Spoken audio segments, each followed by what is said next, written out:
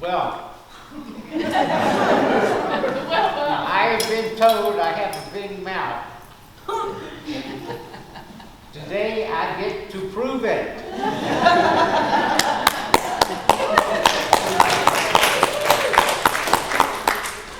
My name is Riley Lanier. I've been a member of this church for a long time and currently serve. It's my privilege to serve on the board of trustees of the Unitarian Universalist Church of Spartanburg. Thank you to everyone who is helping in our families, in our homes, in our neighborhoods, in the church, in our community, our city, our county, our region. Thank you, thank you, thank you. The storm and its aftermath have been really hard. And this is a time to share the best of ourselves and service with each other. Thank you all. I'm delighted to welcome you here this morning, whether you're here at UUCS, watching virtually, or will watch virtually later when you have time. We're glad you're here. Visitors, there is a visitor's card in the pocket in front of you. We hope that you will tell us a little bit about yourself and put it in the offering plate when it's passed around. Allow me to share a few announcements this morning that are found in the connection section of your program, which you don't have.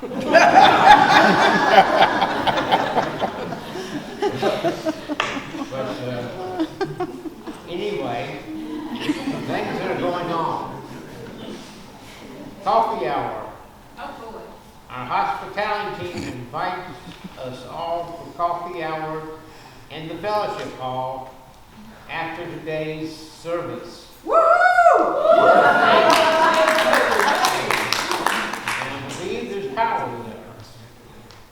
Come relax, recharge, and connect.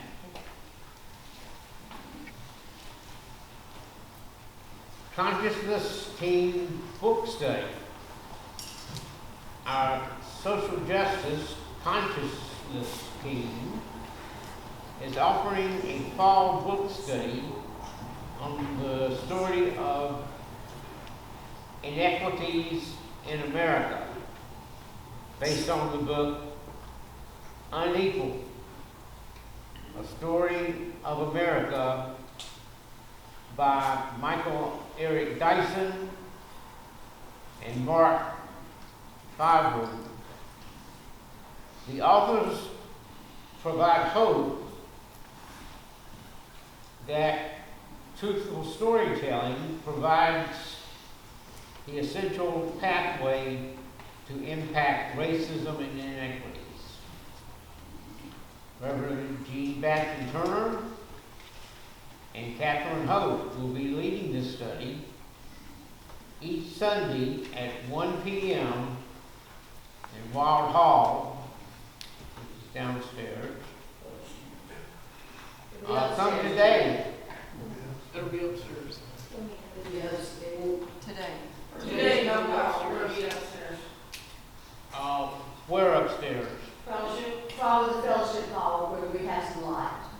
Okay, come. And open the door. Come to the fellowship hall. If you're interested in this study. Path to membership class.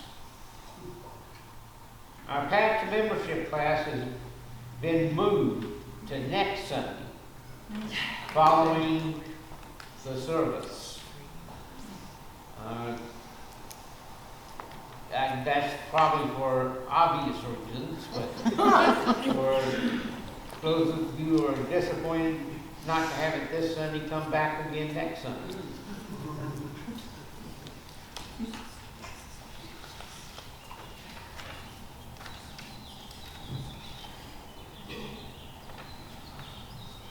We will meet Sunday, October 13th, starting at 12:30 p.m. in Wild Hall. Lunch will be served. Childcare is available. And sign-up sheets are on the whiteboard in the foyer beside the sanctuary. That's for the Path to Membership class. Thank you all for being here and for making this community of such love, warmth, and care. We are glad you are here today. We're glad you're here too.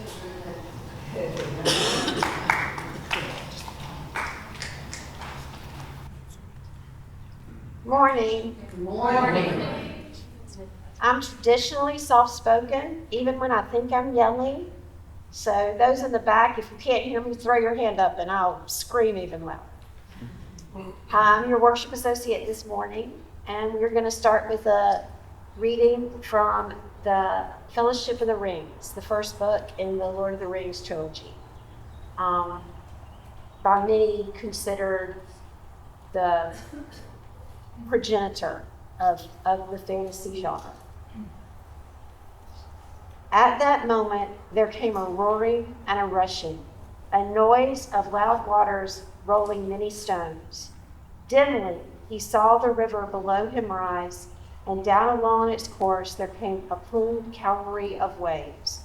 White flames seemed to flicker on their crests, and he half fancied that he saw amid the water white riders upon the white horses with frothing manes.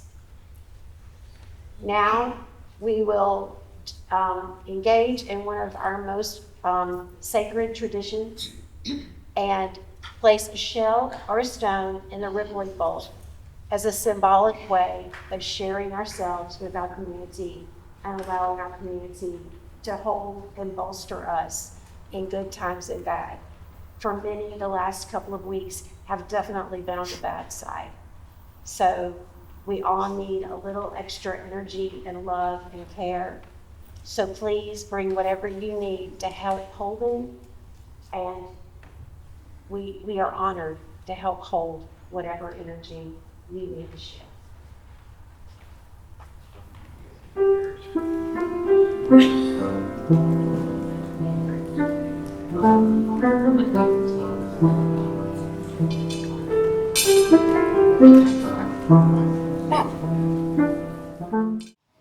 If there are any children who would like to come forward, or anybody who feels they are a child at heart for our time for all ages, or I can just talk to you all.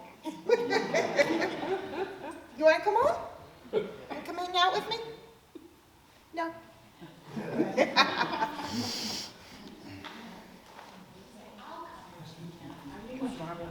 Thanks, Robin.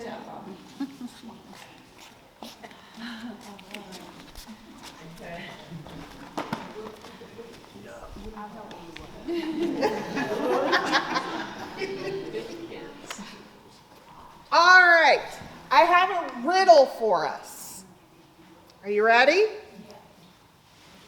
I gallop with power, strong and free. My spirit roams wild, as vast as the sea. With courage I stride through valleys and hills, determined to run with grace and with thrills. What am I with strength that can't be confined? A symbol of freedom in nature aligned. No. Eclipse and Tarragona. Close, but no. What? Taylor Swift. Taylor Swift. Close, but no. A river? Close, but no. Wind? A horse. There we go. So I want to hear about your experiences with horses. Do you like horses? You brought a horse. And not only, it's a special kind of horse, it's a what? A unicorn. I love it. So has anybody ridden a horse? Once? I did like a horse with a unicorn. You rode a horse that had a horn like a unicorn? That is pretty But cool. it's a horn, not a unicorn. Oh, well, Because the horn was fake. so the horse was wearing a costume? Was it Halloween? Oh, I love horses, and in fact, when I was about 10 years old, I went to a Girl Scout horse camp for a whole week, and we got to ride horses, and we got to help clean out the stable and learn how to take care of them. It was so much fun, and the other girls in my horse camp, they actually had horses. I didn't have a horse at home, but it was so cool to be around the horses for a whole week. I have some fun facts about horses.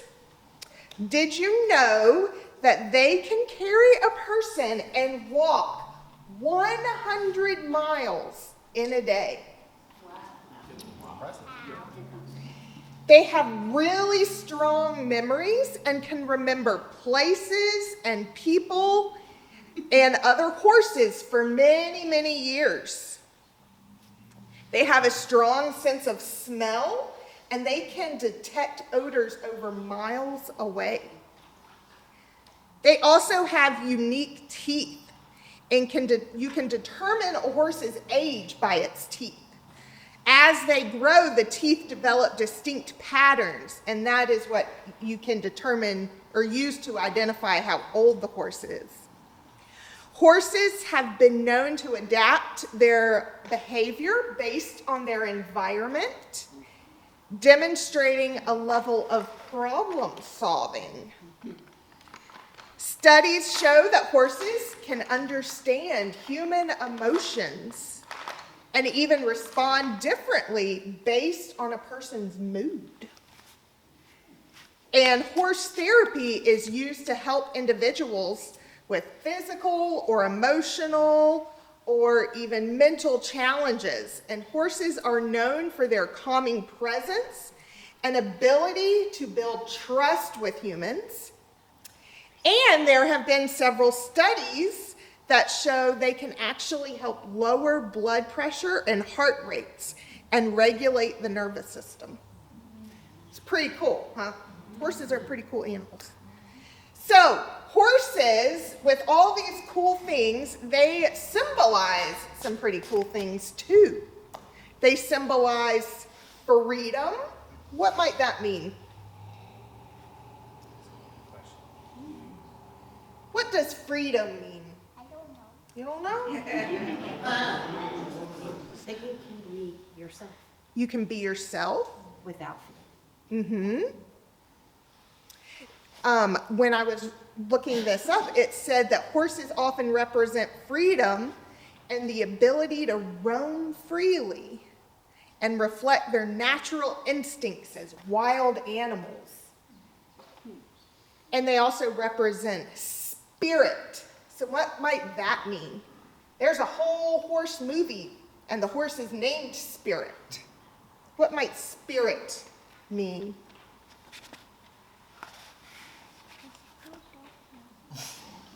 Any ideas? I'll help you out.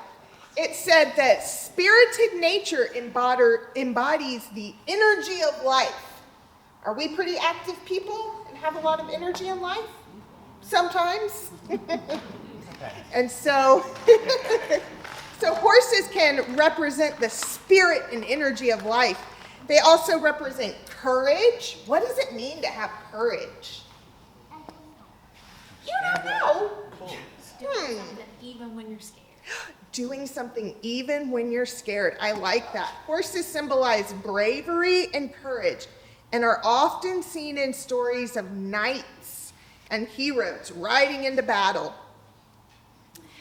They also represent wisdom. What does it mean to have wisdom or to be wise? I still don't. Knowing when you don't know something. Knowing when you don't know something, that's good. Knowing when to get the hell out of Dodge. There you go. In some cultures, horses are seen as symbols of intuition and wisdom. That's like trusting your gut and reflecting their ability to sense emotions and environments. So why do you think we're talking about horses? I don't know. You don't know? Well, let me tell you, this month, Pastor Scott is going to be talking about horses and all the different things we can learn from horses. So, what is one thing you have learned about horses this morning, right now? One thing you didn't know before. The walking for 100 miles, yep. What's one thing you learned?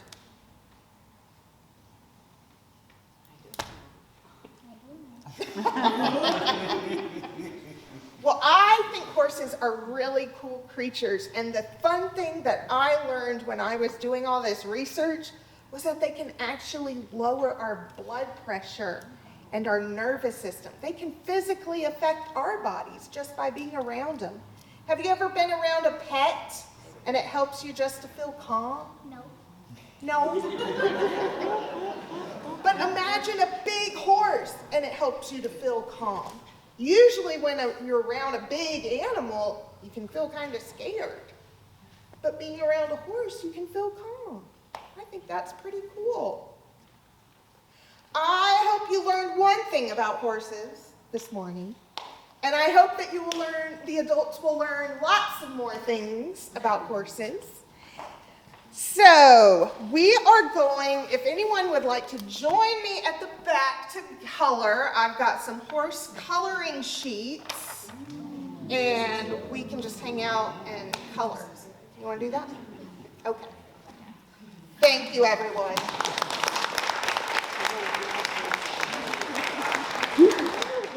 Can't go color. I have to be worship associate. But I hope they have fun. Can't hear me. Thank you. So, we do not have a dogma here that we follow. We instead have a promise that we created about how we want to be in this world with ourselves, with one another, and with the larger community. And every week, we reaffirm this promise to ourselves and to one another. Please join me in reading the covenant. With courage, we say, we are a people of faith and hope. Together we covenant to strive to become our better selves, to honor both a critical mind and generous heart, to prove that diversity need not mean divisiveness, and to respond to systems of violence and oppression with a power of love beyond belief. Now comes the time where we greet one another. We bring ourselves, we allow ourselves to connect. We always respect each other's boundaries about how close we want to be. And we allow ourselves to be glad-hearted in rejoicing and embracing our community, whether that's literally embracing or figuratively embracing. And we really need to pay attention to the music today. I know that we already struggle a lot with coming back to our seats when the music plays, but especially today, Taffy can only bang those keys so loudly without a microphone.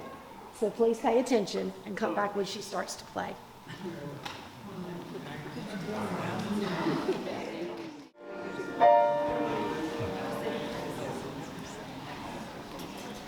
I think I underestimated Taffy. That was some pretty amazing.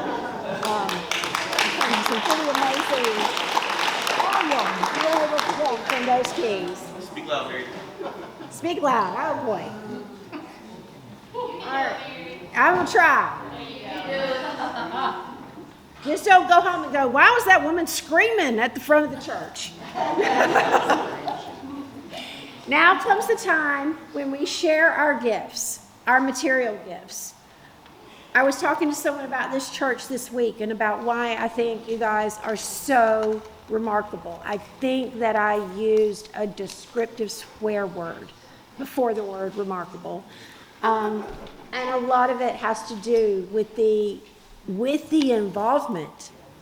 How much, I don't know if you guys that don't study social sciences know how unique it is to be a part of something where so many people are contributing so much on so many different levels.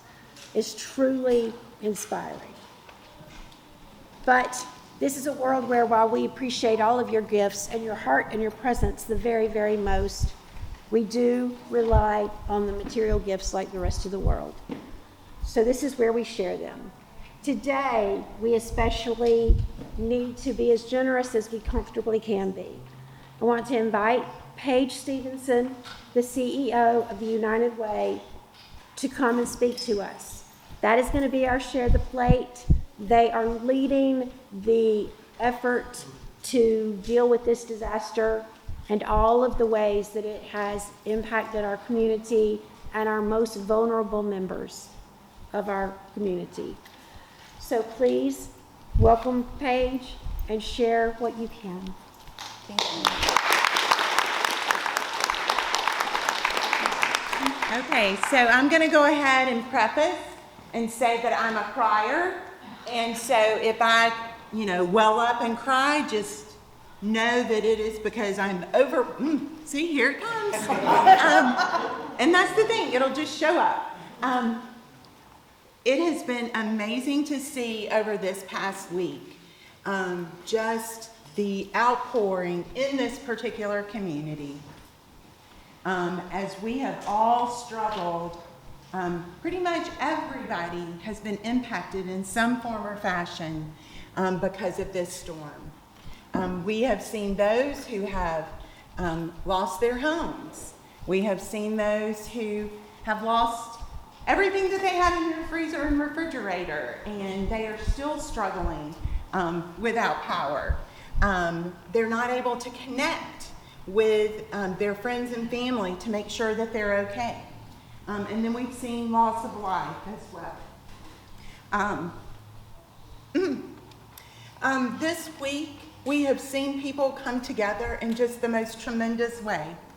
And I want to just read to you some of the amazing things people have done, and just to share with you the overwhelming need that we are seeing. As of 5 o'clock last night, we had right at 2,800 people who had filled out a form online or had called in to say that they needed, that they had been impacted by the storm and they needed help. I will also share with you that when I walk across over to the Denny's building here in just a little bit, that I am prepared for that number to have increased to over 3,200, because typically what we've been seeing is overnight we will have 400 people fill out that form to say that they need help. And it is a variety of things. Right now we have over 200, if you know how to wield a chainsaw, we need people to wield chainsaws, because right now we've got over 200 people on a list that can't get out of their homes, those types of things, because of the trees that are down. And if you are blessed in that way, please let us know so that we can connect you with that opportunity to serve. Okay. Of course, it went away. All right. At this point, we've been able to connect with about 25% of the people who have reached out for help. And I'll just have to give a shout out to Colin Bauer, because he was there at our office yesterday, taking those calls and ministering to people and helping connect them with resources. He's one of many. We've had about 45 volunteers throughout this week.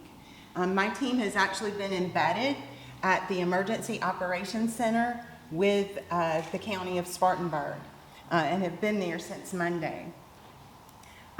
Because we know that we are a multilingual community, we have that form on our website. So if you go to our website, uwpiedmont.org, and then you do /United for All, which thank you to Scott for getting that information out for us as well. You will find ways to get help, get resources, and give help as well.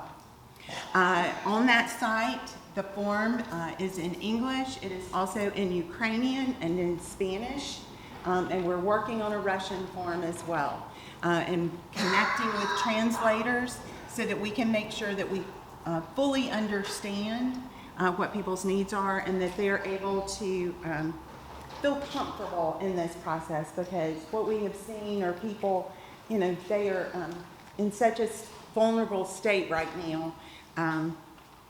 Being able to have someone speak to them in their language is extremely important. At this point, we've given out over $90,000 in direct assistance, and there's more to come. At this point, too, through a partnership with Airbnb.org, we've actually been able to connect people, 21 families with vouchers who've been displaced from their home. Many of those are also first responders. The second family that we were able to help, it was a husband and wife. They're employed here in town, but their home is completely destroyed, and they had nowhere to go. They have no other family in the area. And so we've been able to connect them, and so they will have shelter for the next 2 to 4 weeks while they're trying to get back on their feet. We've been able to connect oxygen tanks to 21 different people who were in urgent need. Insulin is another thing that we've been able to help connect people with. And from just a very practical perspective, in the midst of an emergency like this, you need some things like pallet jacks. Well, emergency management had one pallet jack. And now at the end of this week, because of our connections that we have in the community, they now have 6. And so those are some real tangible ways that you don't really think about. And that had nothing to do with somebody giving us money, but it was the monies that have already been given to help build the infrastructures of our organization so that we could reach out and make those connections. The debris has been a big issue for us to deal with, and then laundry services. We've actually been able to connect and do a sign-up sheet for those who are without the ability to do their laundry, and they're able to do that over at the Northwest Center. My big concern right now, we've had like extreme generosity in this past week. We've had over $200,000 that has been given at this point, specifically for the disaster response.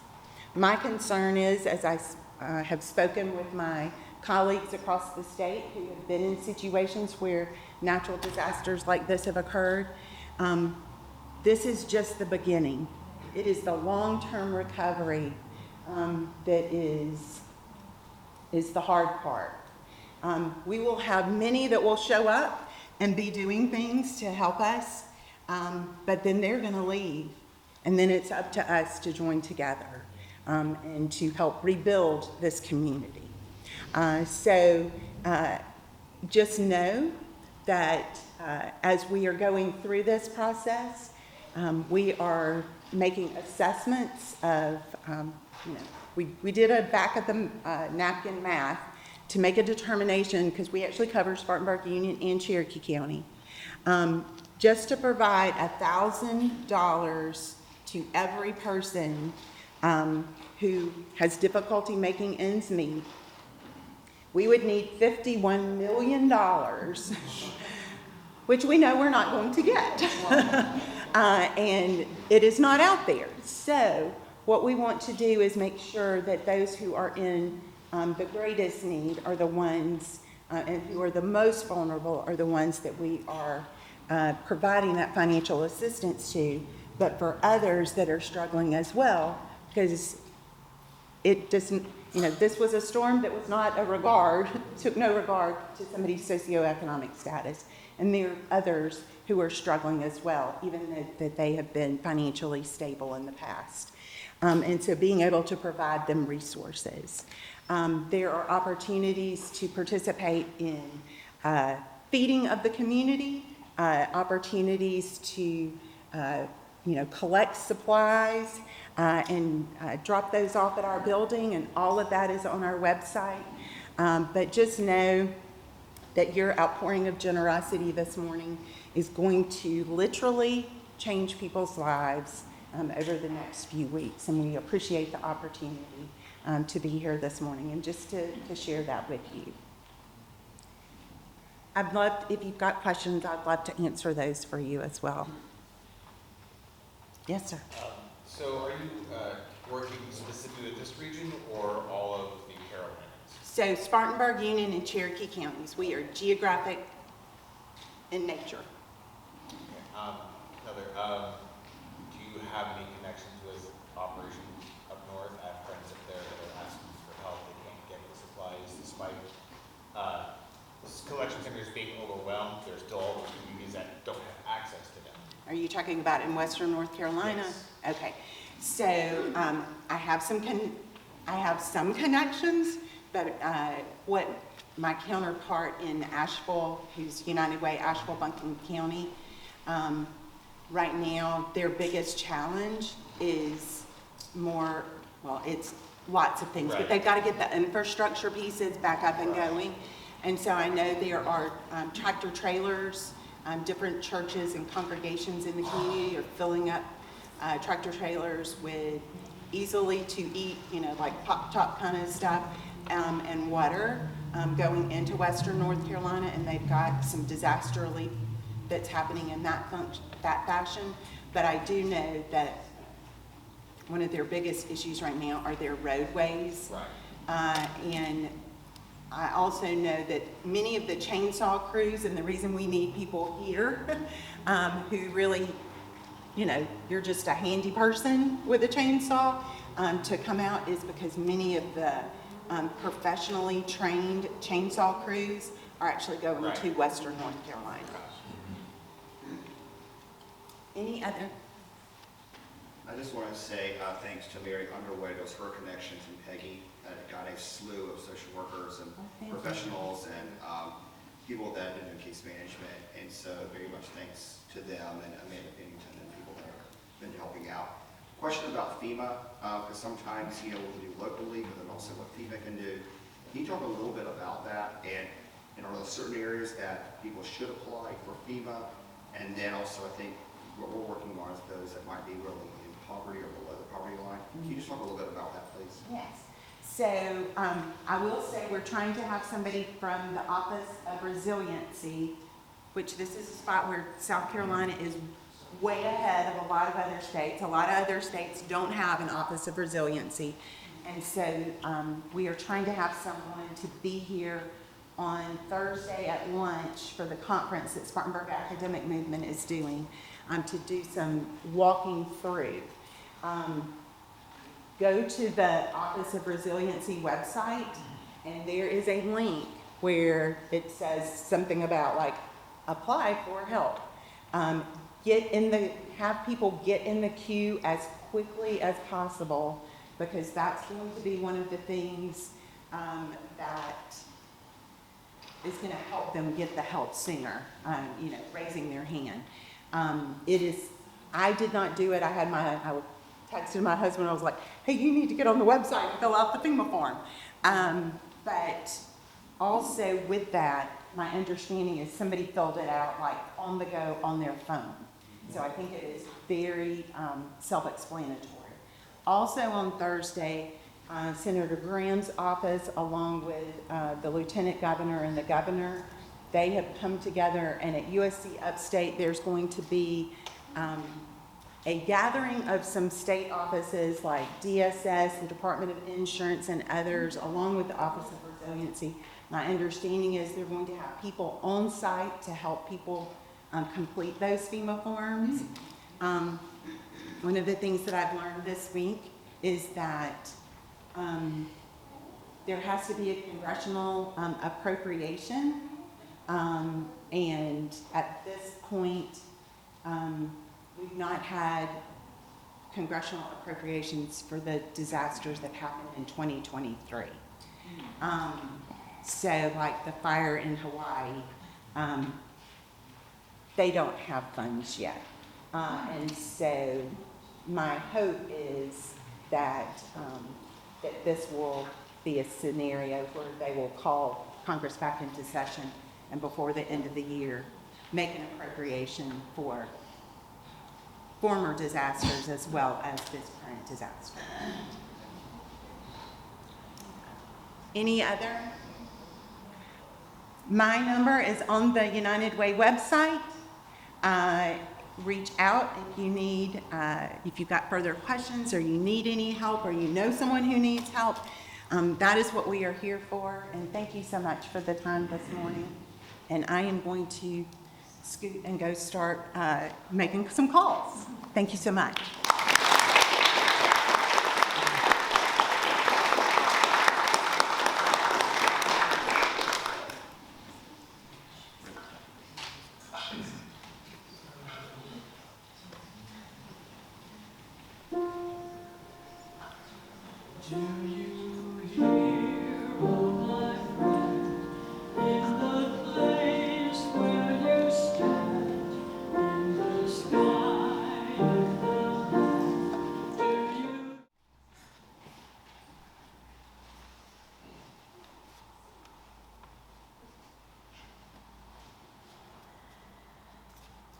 Share silence with me.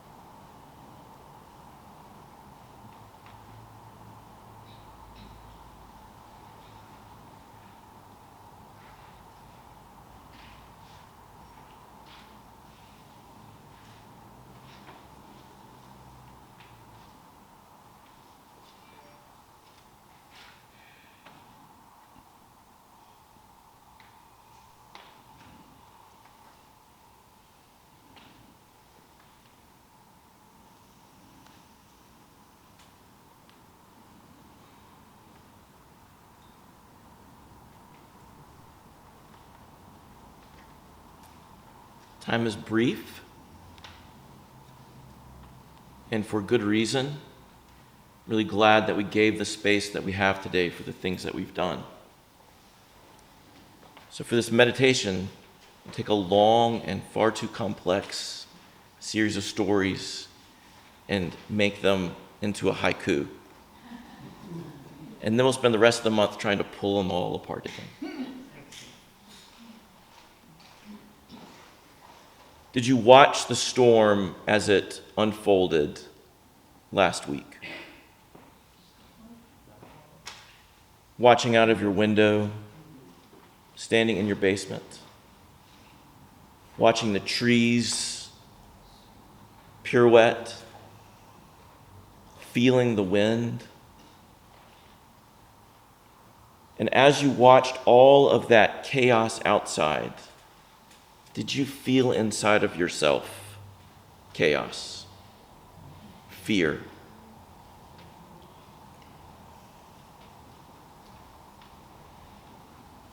In our wisdom traditions, our myths and our stories, our religions, it's a pervasive image of the divine being, whoever they are, how many there are, stampeding across the heavens as storms break.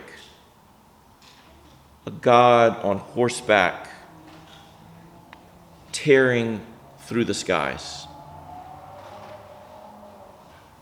And whether there is a shred of truth to any of that or not, and all the arguments about divine justice and divine absence that we can delve into for entire lifetimes, to question the chaos of our world and the violence that is unjustly unleashed on our neighbors and our families, our friends and ourselves.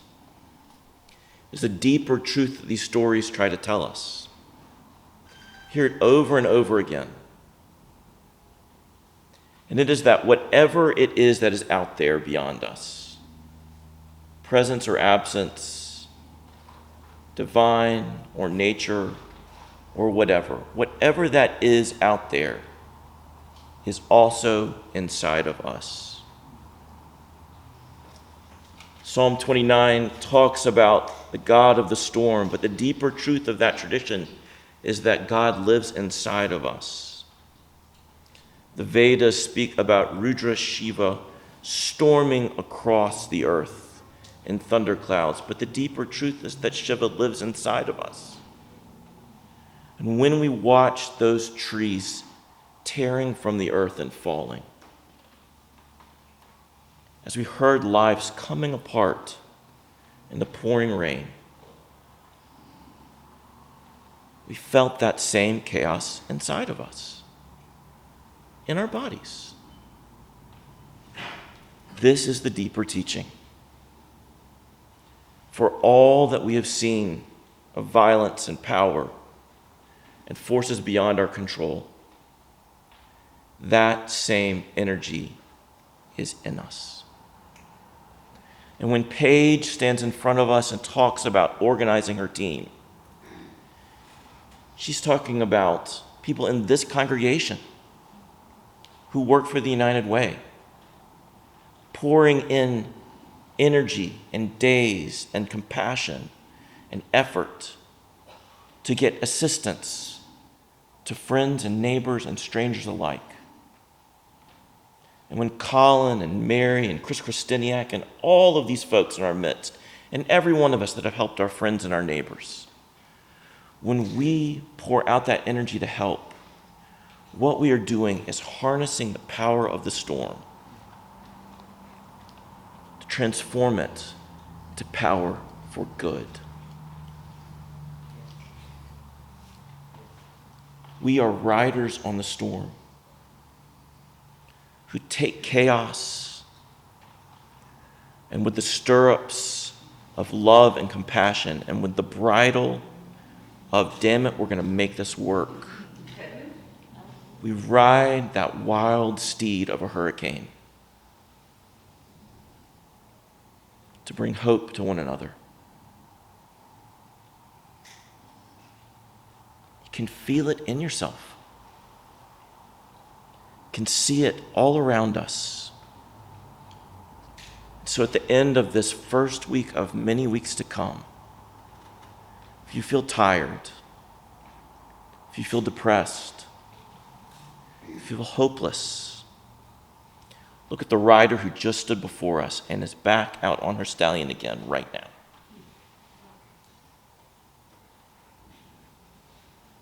Remember the power of that storm and how you absorbed it into your own body as it unfolded. Let's ride.